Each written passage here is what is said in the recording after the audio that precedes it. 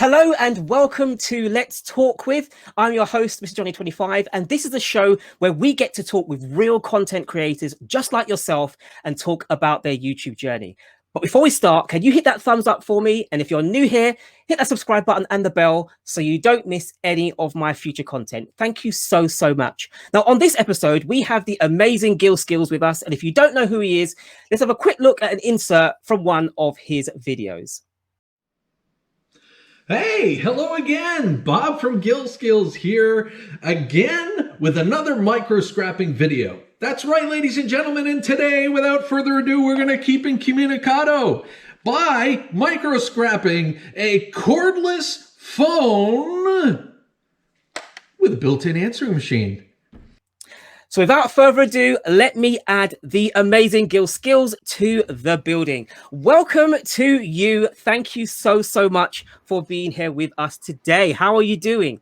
Doing very well, thank you. Thank you for having me, Johnny. I am so appreciative. Thank you so much. I know there's a slight time delay comes to doing interviews with my friends over the pond, but thank you so much for being here with us today. Now, obviously, I have just played for our lovely guests a very short clip of your work, your wonderful work and your delivery, and I think you're excellent. But if you would, please, would you share with us a little bit about your journey, how you became, you went from telecommunications, how did you become the YouTuber that you are today?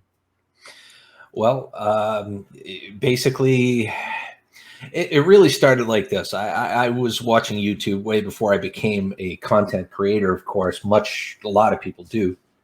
But it came down to trying to do some things like with my vehicle and various things that I couldn't figure out how to do on my own. So Google and YouTube, they're search engines essentially. So I would look this information up and I would watch a video and then I would do it. And I started thinking to myself, I'm like, well, I saw how to do it, but there were certain things that were omitted or missing that, maybe I could do myself and do a little better, like, what socket size do you use, or, how to break a rusty bolt, free or loose or whatever.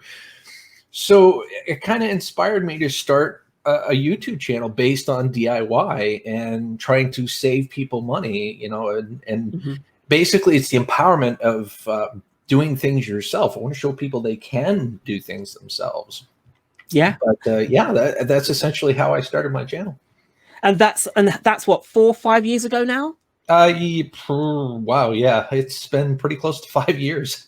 Wow. So literally 5 years ago, you said to yourself, I'm going to start a channel.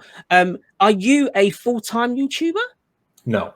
I've got a full-time job. I've got a family, wife, 2 kids, all that fun stuff. So I try to juggle my time with that. This is more of a casual thing for me. Right. Okay. And obviously in 5 years, you have seen a lot of things, a lot of changes. There's been a lot of things that you've noticed just in your own YouTube journey. When it comes to, because obviously your background, you said, is telecommunications, but how did you get into scrapping? Because that's a real completely different genre. How did that happen? Well, I have to thank my grandfather for that one because, of course I was in telecommunications or whatever. And, like a lot of families trying to pay the mortgage and the bills and stuff like that, you're always looking for ways to try to supplement your income. And my grandfather used to do it. And he's like, well, why don't you scrap? Why don't you, start collecting scrap? And there's always money in that. I'm like, I'm like, okay. So I started doing it. Of course, I didn't film at the time. I didn't have a YouTube channel at the time, but I started scrapping. And if you know what you're doing, it can be very lucrative. I've made $2,000-$3,000 a year just doing it part time. Which, wow, it's the equivalent of a part time job essentially. Yeah. So, and I mean, the thing is, at what stage did you realize that doing something that was just a hobby actually had a pull? There was actually a desire or an interest on YouTube. At what stage did you sort of put the two together where you realized, I do a hobby and there's an actual interest on YouTube, let me put the two together and start making content?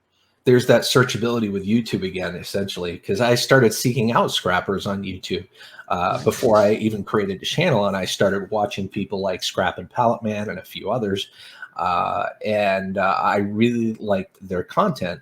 And I figured I was very confident. I didn't want to be cookie cutter on anything that I did. So I felt that I had my own personality. I'm pretty unique. So I figured I could have my own take on it and create a channel that would show the finer points of scrapping. But people love to see people make extra money. They love to see the thrill of the hunt. If somebody's like dumpster diving or you know, grabbing trash or picking up scrap or seeing what's inside of something, seeing what makes things tick.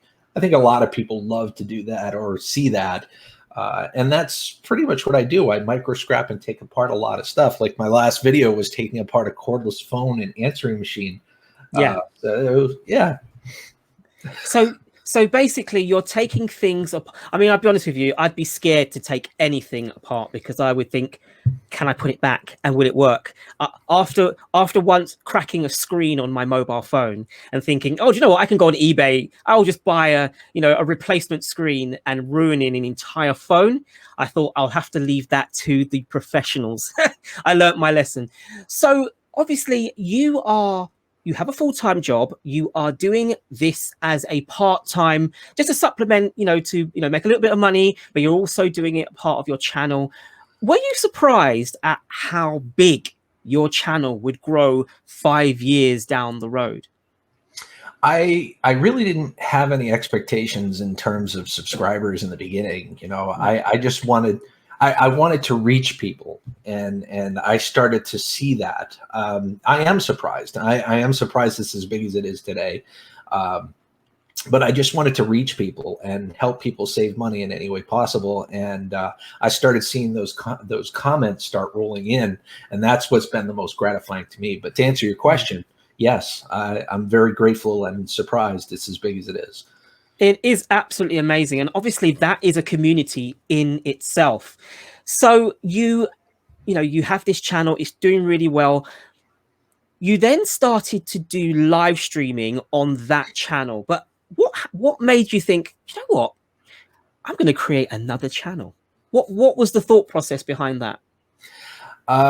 Well, I was doing live streaming on the Gil Skillz channel, but what ended up happening was the live streaming started to dominate the channel, and the algorithm started to get confused as far as what my channel was all about. So the recommendations started going down, the views started going down because of that. My content suffered, basically, was the primary thing there. So I decided, well, I'm going to separate the two. I still like live streaming. I want to continue to do live streaming. So let's create a second channel and dedicate live streaming to that so that the original channel can remain just content. And that's how Gil Skillz Live was born. And so did you notice, how long did it take for the algorithm to correct itself, and actually you started to see increases again on your original channel? It took almost a year. It was a pretty long time for it to correct and start seeing the suggested videos start to go up in the percentiles. The algorithm, it's funny. Sometimes it works quickly, sometimes it works slow. In my case, it works slow in that regard. And so your channel, obviously you have the two channels. How do you manage both of them in terms of time? Are you a scheduled man? Are you the sort of person that says, right, on this day, this is YouTube day? Or how do you actually govern both channels to actually work? Oh, my heart and mind is always filled with good intentions, my friend. But normally it's, I want to be scheduled, but I do it when I can, when I have free time. I try to upload my videos every Wednesday, right around either at 8 a.m. or 3 p.m. That seems to be prime time when I get the most views, when people are the most available. My Gil Skillz Live channel, I haven't really live streamed very much lately, but every Saturday night, I'm usually co-hosting and collaborating with another YouTuber, R5 Adventures or Diving with R5. But I have not been streaming as much lately. because Right. I've been pulling away from the live streaming genre myself. And would you like to explain why you're sort of pulling away from that type of content? Because for me, it's because I feel like I'm a rudderless boat, you know, when it comes to certain things. I'm trying to find a good analogy for it, but you know, I want to help people. That's the fundamental reasons I created both channels. But I don't want to be the type of channel that contributes to like turning YouTube into a social media. I want to contribute in an entertaining and an educational way, but I could never really figure out and identify a structure to that, or an itinerary to that, or a very heart to that. It's like I can help YouTube creators grow. I can offer tips and tricks and stuff like that, but I just couldn't come up with a structure to it. Nothing that I was satisfied with anyway. So I'm just until I figure it out, I'll probably step away for a bit. Right, and just sort of manage. Just so you're uploading on Wednesdays, and obviously if you have the time, or you know, you have the content, you're going live with other YouTubers on Saturdays. What sort of plans do you have? You know, other projects do you have, or in the future, or are you very much specific now just to you know, the scrap and that kind of genre? I mean, would you potentially ever go into something else, or are there, because obviously you've got telecommunications behind you, is that not something that you would maybe consider getting into as well? I've actually included a couple of videos of me replacing screens on cell phones and stuff like that on Gil Skillz. That falls within a skill set genre, so I have that on that channel. But yeah, absolutely. I'm planning on dedicating a channel. I don't know if you've noticed, but the last couple of videos I've uploaded on Gil Skillz Live was with my husky.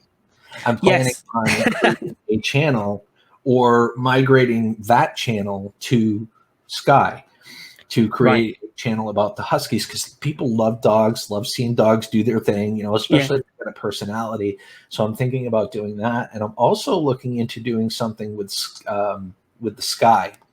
Like I've got a telescope. You know, I want to check out the stars, and I want to kind of bring everybody along for the ride, kind of thing. So those two things I've got in the pipeline. So basically, you have other things that you're in the pipeline. You're just going to tick over and see how it goes. What I want to know now, though, is this is where I dig deeper into your the teacher part of your brain. So if I'm a new YouTuber, I've just started out, I just want to, you know, I want to grow, I want to do things the right way. What advice are you going to give to me who's just starting out? I'm going to say to grow your channel as organically as possible. Don't fall for any sub genre. Don't get yourself involved with any type of grow streams that entail sub for sub. That would be my one of my biggest pieces of advice there. Keep to your passion. Keep being consistent with your content, and those numbers will eventually come. Yeah. Reach out to the community also as well. You know, try to find yourself a YouTube mentor. Become friends with someone that could potentially mentor you and help you prevent certain pitfalls that a lot of new folks find themselves in. Wow, so that's a good, I like the idea of that. So trying to find other YouTubers who are obviously a little bit more experienced. They know, they've been there, done that. They know how it works, and try, you know, obviously build relationships. That's a good way of being able to grow. What about, I mean, I know you did say, you did talk about relationships. What's your take then on, if I said to you, but Gil Skillz, I'm getting adverts that tell me that I can buy subscribers, I can buy the views, you know, I can instantly be big. What advice would you give to me then? It's like the Sith Lord trying to get a Jedi to the dark side. You don't want to do it. You just don't want to do it.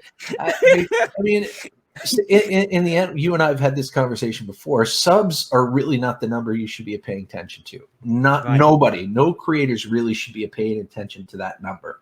Okay, it's the views and your watch time retention. Those are the fundamentals that YouTube care about. Right. So you need to make sure that your content is good. It's keeping people in those seats and watching all of it if possible, or at least 50, 60+% of it.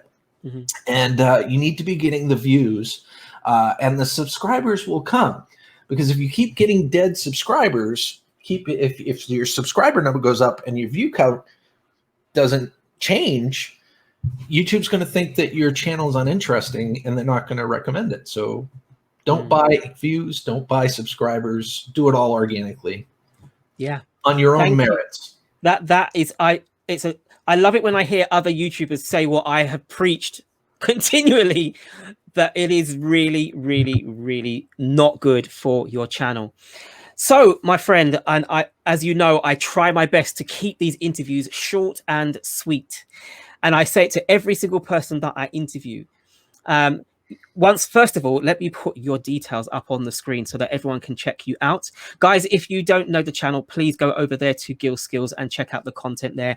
Absolutely amazing content creator. And it's a genre that you probably have never heard of. You probably don't know anything about this genre. But trust me, once you go down that rabbit hole, you will fully appreciate the things that are there. You get to see what's underneath things. You know, we look at a washing machine, and we look at a laptop, or we'll look at a mobile phone, and we just see the outside.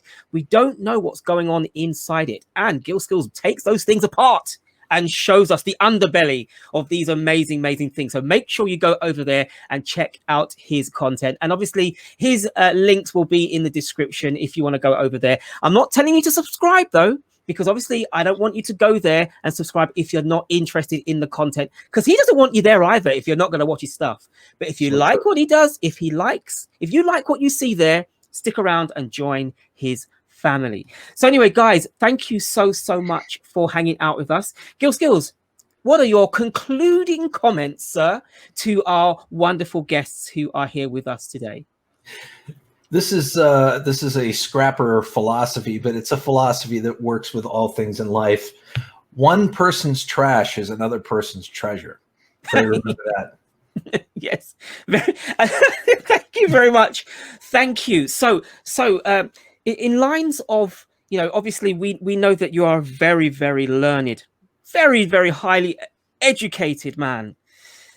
I want you to tell us, you know, just draw into your, the cerebrum cortex of your mind and say, someone's asking you, I want you to tell me three things that you are going to tell us to help us on our journey on this road to, whether it be monetization, whether it be to viral videos, whatever the case may be. What are those three things that you're going to tell us to really focus on as content creators? Be consistent, be yourself, and don't get discouraged when things seem down or you seem to be not growing, because it's temporary. Wow. Thank you so much. I really, really do appreciate you for spending just a short period of time with us on this show. So thank you so much for being here with us. Guys, if you would like to join me on the screen, I will be putting my details for my Instagram. Make sure you reach out to me and we will talk, and maybe I could have you on here and interview you about your channel. Obviously, this is a new concept. I know that I have this small YouTuber show, but this is a new project that I'm just doing now, where I focus on other content creators like us, so that we can talk and find out things. And I hope that this format works with you. If you enjoy it, make sure you hit that thumbs up. If you're new to my family, subscribe to the channel, hang out with me. Make sure you hang out with Gil Skillz as well if you like what you see there.